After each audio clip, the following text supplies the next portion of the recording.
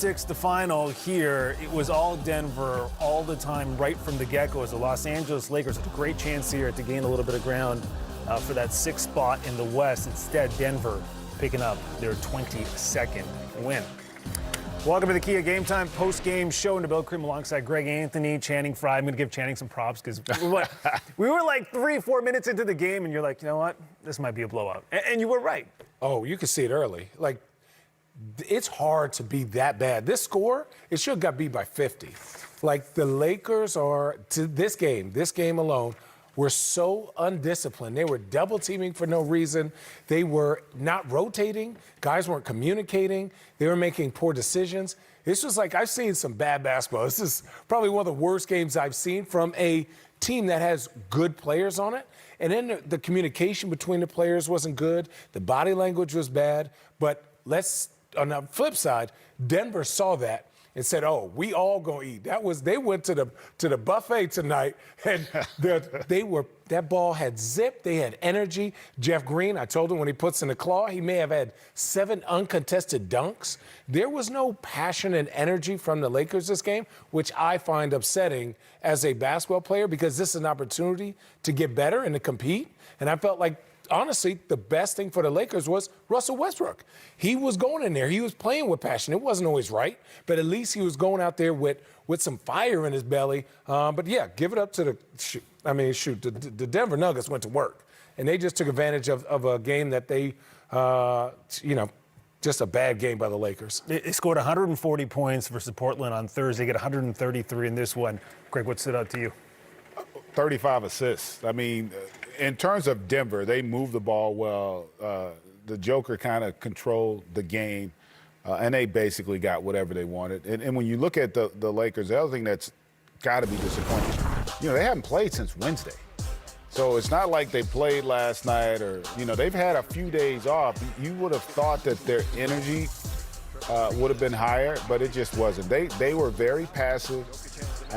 Like Channing talked about, the communication wasn't there. There's just no sense of urgency. Like, they play like it didn't matter, which was what was strange to me. Like, it's not as if you don't know what's coming when you play Denver, right? Like, the Lakers have enough veteran guys to have an understanding of what we need to do out on the floor to be competitive.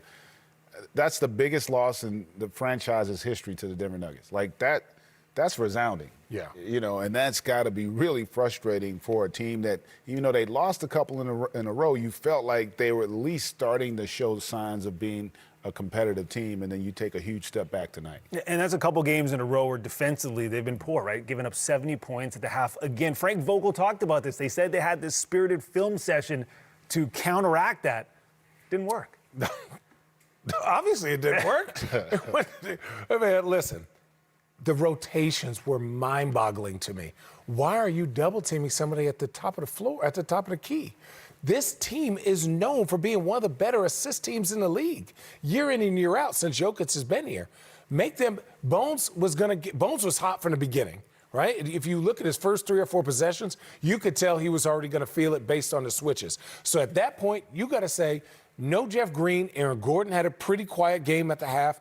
Jokic had 14, but it's not like he has 50. So for them, I go, hey, if he beats us, he beats us. But let's stay at home. Yeah. They were rotating for no reason. Then nobody was coming out of the hole. And then people were looking at each other. It's like, dude, we do shell drill every single day. You've been in the league 10 years, 5 years, 3 years. You should know it. It's just a sense of, does this matter? And like you said, the effort it takes to contest that 3 is contagious to the rest of your team. You owe that to the person next to you due to the time and effort that you put into practice. I didn't see any of that from the Lakers tonight. Yeah. Well, another one for the Lakers. That is 3 straight losses for them now. Again, Russell Westbrook, at least, like you said, 7 of 15, 19 points. Maybe that's a bright spot for them, but another loss for the Los Angeles Lakers as they drop to 21 and 22. Plenty of games around the league today. 10 we are going to get plenty of highlights in for you, get you caught up on what's going on. Plus, Kevin Durant going down to injury. That is not good news. We'll bring you up to the latest on what's going on with KD in Brooklyn.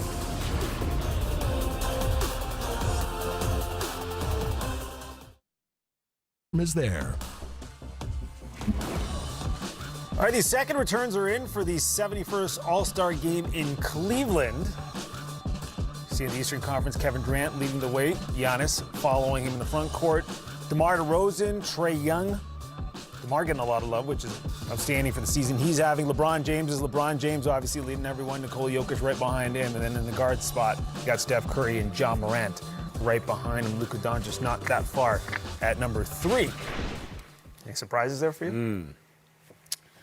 Not with fan voting. I mean, because you're picking a lot of times. Listen, you saw where Klay Thompson was. Right. So you're going to get that element of it. But I would also say, for the most part, the fans are pretty much, in terms of the actual starters. Wiggins was pretty. I think Wiggins is the one that stood out to me. Yeah, but he's been doing great. He's getting recognition. Whoa. How about this? Think of it this way.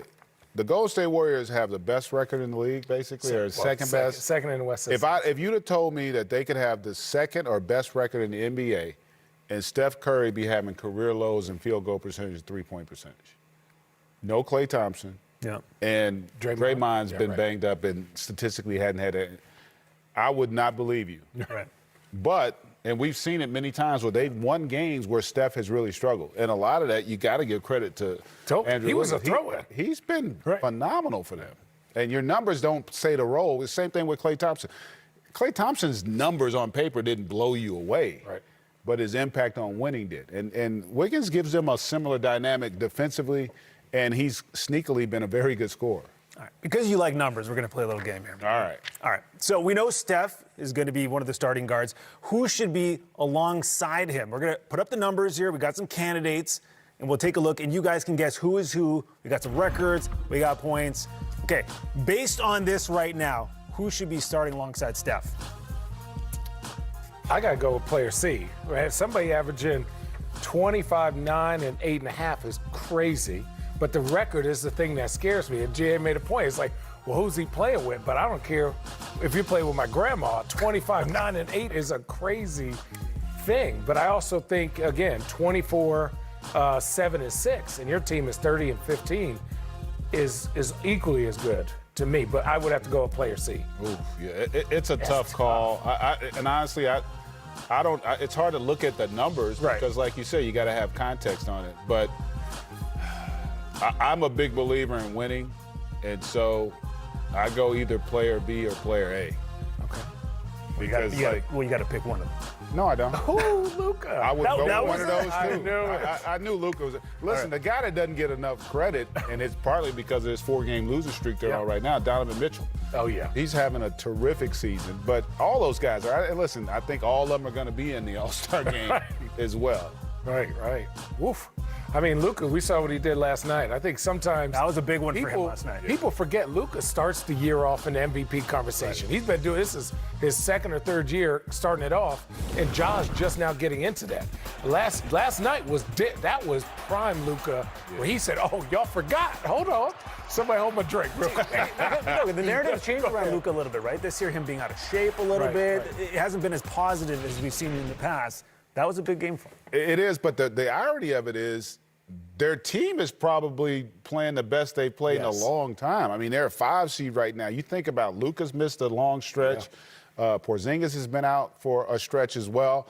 But they've got other guys that are also stepping up. Jalen Brunson's been playing terrific for them. They put him in the starting lineup.